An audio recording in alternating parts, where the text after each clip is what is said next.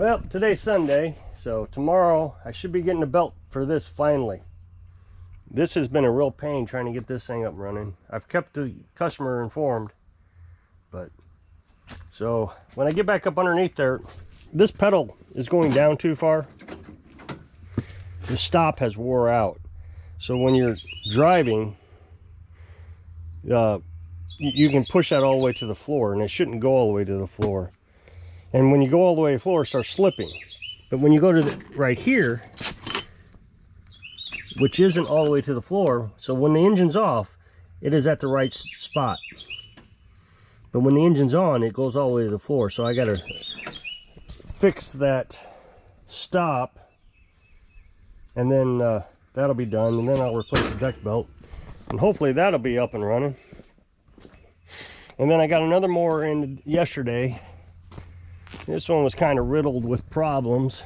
It's another Cub Cadet, but somebody worked on it and tried to replace the belt. So they replaced the belt, but then when they put it back together, there's a cable. I don't know if you're going to be able to see it. Probably not.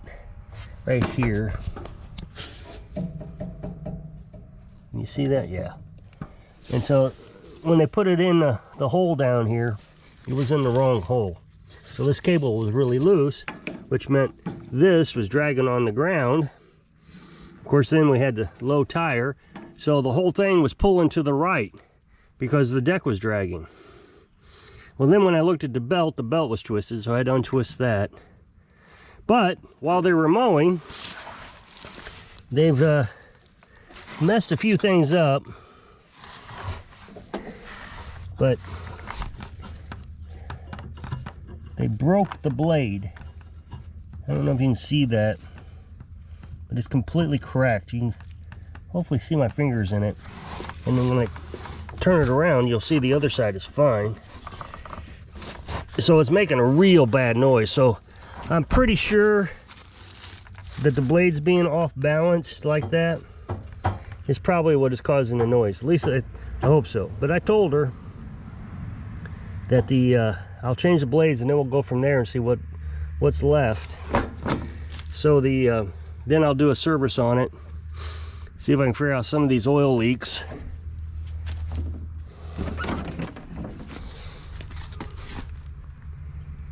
Yeah, because we got an oil leak somewhere. Oh, probably right from there. Yeah.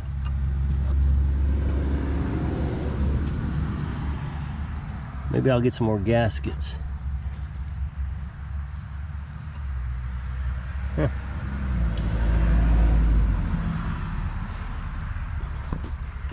Check to see if there's a leak here. I don't think so. Nope. Come on the other side. No, there's no leaking on this side. And then she wants tubes put in.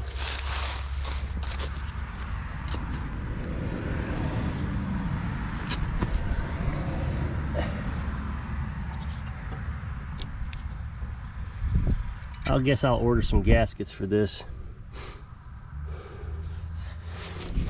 Let's see.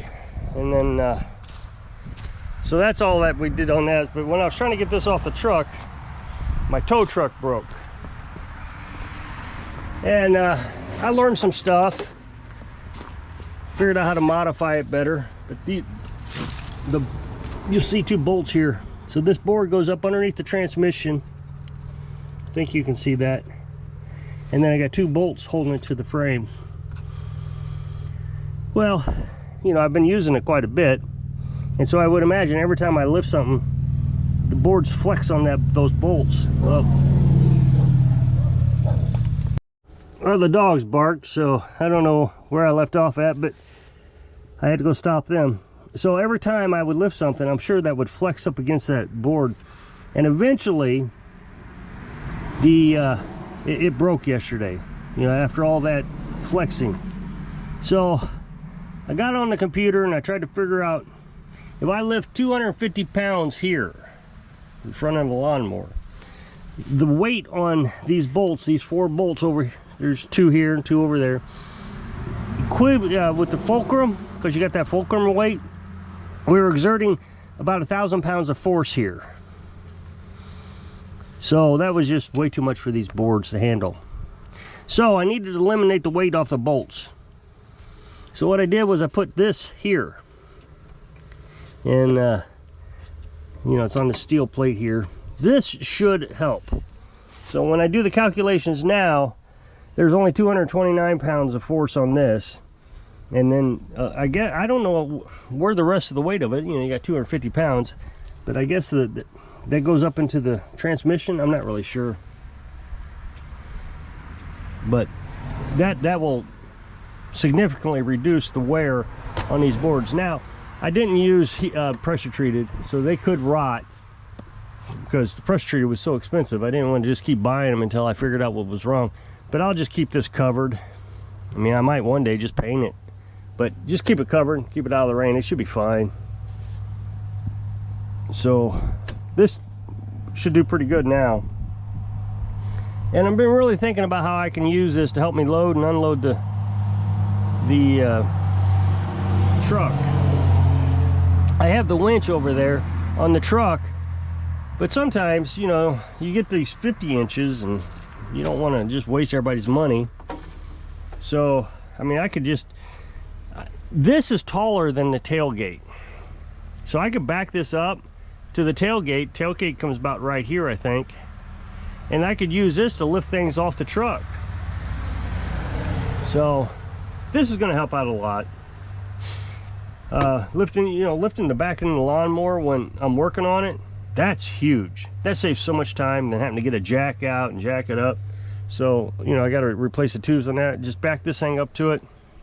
And this thing's running good. I had a lot of problems with it last month, but I finally got it running. But what I was having is vapor lock.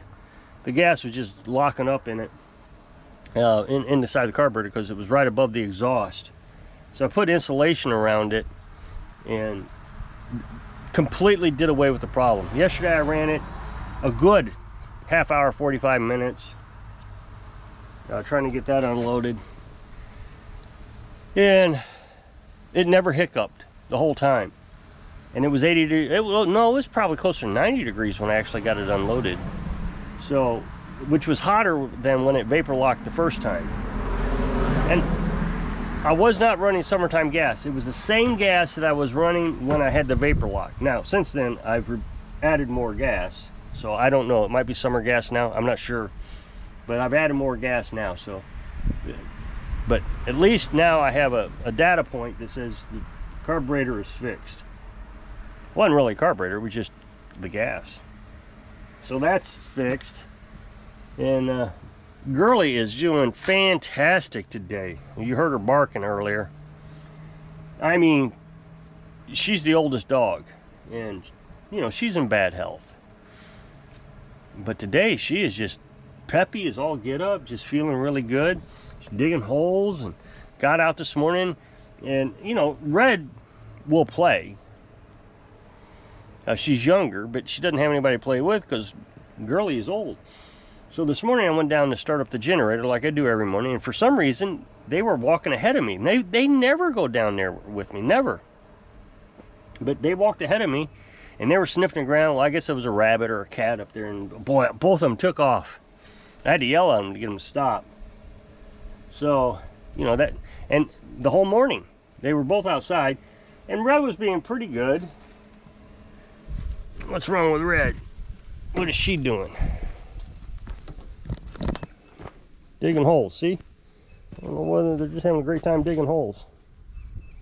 So, Red usually misbehaves, I guess I should say, when she comes out here. But today it's been Girly. She's been out here just barking at things, and she went to the wood line behind the camper and was barking at something. So, she's feeling pretty good today. I think we got her on some medication, and I know somebody's gonna say, what do you put on? Or, you know, what are you giving her? I'm not gonna tell you because everybody has an opinion on what I should be doing. And when you get 30 opinions on what you should be doing, and when the one that you're using is working, she seems to be doing pretty good. So we'll just give her the medication occasionally. Don't want to give her too much because it could upset her stomach, but that's okay. She's happier today, so that's just fantastic. And you know, I'm kind of looking at Girly as hospice care. You know, she came in here starving to death, and she needs thousands and thousands and thousands of dollars of, probably $10,000 worth of medical stuff. And how long is she going to live? Is it going to extend her life any? I mean, she needs her teeth done. She's got a bunch of broken teeth. Red does too. So, you know, there's $3,000 or $4,000 just in teeth. And, you know, all the medications that they're going to want to put her on. And so if I can just keep her happy until she dies, then I think I've done my job. And I know there are people out there who absolutely think I'm just being an abusive owner. But in my mind, it's better than her dying out there starving to death. I mean, that had to be the most miserable life you can imagine. I just can't even fathom how terrible that was for them. I mean, I'm sure dogs do it all the time. You know what's so aggravating, and we see it all the time, is there's a main road up here. And there's a gas station, a hardware store, and you know, it's different stuff. And people come through town and drop their dogs off right there on that road near the gas station. And I know what they're doing is they're thinking, oh, you know, somebody in town and pick these dogs up, they'll feel bad and pick them up. And they do it all the time. Cats and dogs both. And, you know, this town's poor. And they really can't afford to be taking in dogs, but they're always having to take in dogs. Always. And it's always on Facebook, oh, there's a dog over there at the gas station. And the thing is the dog is now scared. And it's always, 90% of the time, it's raining when they do it. But the dog is always scared, so it's running out there in the middle of that busy road. It's just waiting to get hit. I don't know. It's just so aggravating to me. You know, you see it on Facebook all the time. If you're going to take ownership of a dog, then you need to care for that dog. And people don't. I mean, just think about it. Do people do that with children? And I would imagine, actually, yeah, the answer is probably yes. You know, they just abandon their children. I mean, you've heard stories about it. The difference is it's much more illegal to do it with a child. But you know, to drop it off the firehouse. I think in Nebraska years ago, I think it was Nebraska, actually passed a law that said if you drop your child off like at the firehouse or a church or something like that, that you won't get in trouble. And I mean, I understand. I guess some, you know, people get in a situation. But can you imagine dropping off a 17-year-old? Here, take it. I wonder what the restrictions on that were. I don't know. People want to have, here's the thing, people want to have the freedoms, but don't want the responsibility of those freedoms. And you know, they want to have it, you know, they want to go out and have fun and do the thing that makes children, but they don't want the responsibility of the child. So you can't have it both. You got to be, if you want the freedom, you got to have the responsibility. If you want to carry a firearm, you got to be responsible. If you want freedom of speech, you got to be responsible.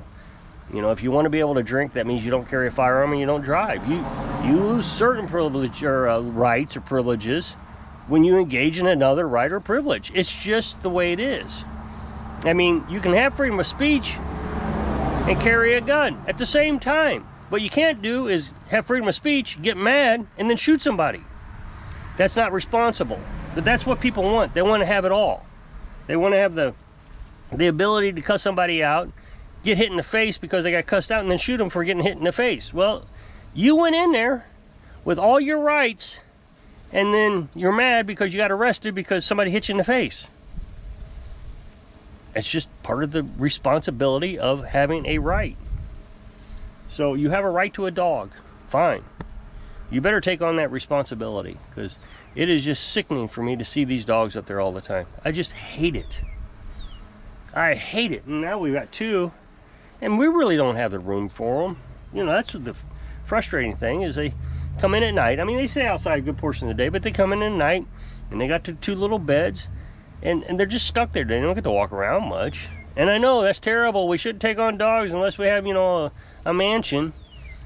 But again, they were starving to death. Somebody decided they didn't want to take care of them. So we're just doing the best we can with the situation we're in. I know, that's terrible.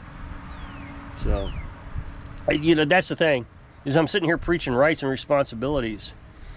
And I'm trying to endure someone else's responsibility. I didn't take these dogs. I didn't starve them to death.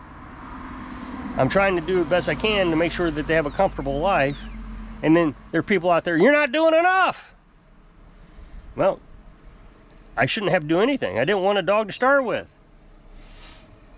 So, just keep your dogs. If you're going to take one, keep it. And if you're going to take in a stray, then, you know, do the best you can, and I appreciate it. So if you'll click this up next box to take you a video over on my other channel, I'll really appreciate it. Go check it out. So I hope I can inspire you. Be responsible so you have your rights. And you live in your dreams. Thanks for watching.